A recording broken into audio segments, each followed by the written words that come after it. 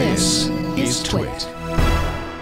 Apple announced its latest earnings today for the fourth quarter ending September 27th, and numbers came in far above the company's own guidance for the quarter and even analysts' expectations. Apple posted $8.5 billion in earnings on revenue of $42.1 billion. It was particularly a big quarter for iPhones, with the first 9 days of iPhone 6 and iPhone 6 Plus sales being added into those Q4 numbers. That's 39.2 million phones, up from 33.8 million phones that it sold during the same quarter last year. Not the case for iPads, though. Apple sold 12.3 million iPads, which is down from the 14.1 million the company sold during the same time last year. Macs were up, though.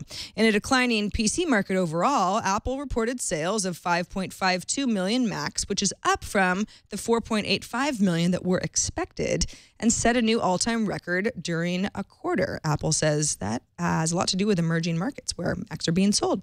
On the earnings call following the numbers, CEO Tim Cook announced that Apple will introduce new financial reporting methods that'll lump the upcoming Apple Watch in with iPods, Apple TVs, and accessory sales from Beats in a new category called Other when the company reports its financials in the first quarter of 2015.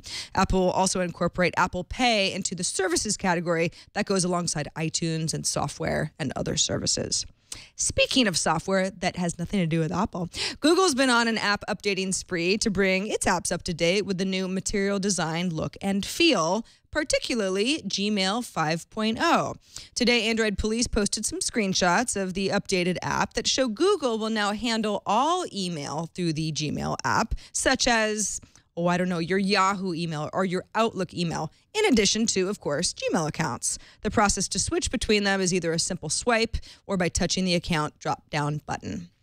Fitbit is getting ready to launch 3 new fitness trackers in a matter of weeks. The Charge and the Charge HR are updated versions of the Fitbit Force. You might remember it was pulled off the market after it caused some unfortunate skin reactions in some customers. So this is kind of the reinvention of that. The Charge HR also comes with Pure Pulse. That's Fitbit's wrist-based heart rate monitor. The Fitbit Surge is the 3rd new wearable in this new category, referred to as a super watch by the company in marketing materials that were obtained by The Verge. The Surge will go for $249 and includes built-in GPS tracking, that Pure Pulse heart rate monitoring, promises real-time workout data for things like distance and pace and calories burned and how far you climbed in elevation, heart rate intensity, that kind of stuff. There's also sleep tracking, which monitors your sleep quality and then wakes you up with a vibrating alarm. Surge will offer your basic smart notifications for phone calls and texts, and you can also control music playback with the watch. Speaking of wearables, Forbes reports that Microsoft is launching its own wearable device within the next few weeks as well, citing anonymous sources. The gadget is said to be a smartwatch that passively tracks a wearer's heart rate. Boy, people just really want to know about heart rate. And is compatible with multiple mobile platforms with a battery life of more than 2 days of regular use. That's certainly going to beat the Apple Watch out of the gate. CEO Tim Cook said that the Apple Watch was probably going to be needed to charge every night. Forbes reported back in May that Microsoft was working on the smartwatch with optical engineering expertise from its Connect division that could sync with iPhones and Android devices and Windows phones. So it looks like this may be coming to pass pretty soon.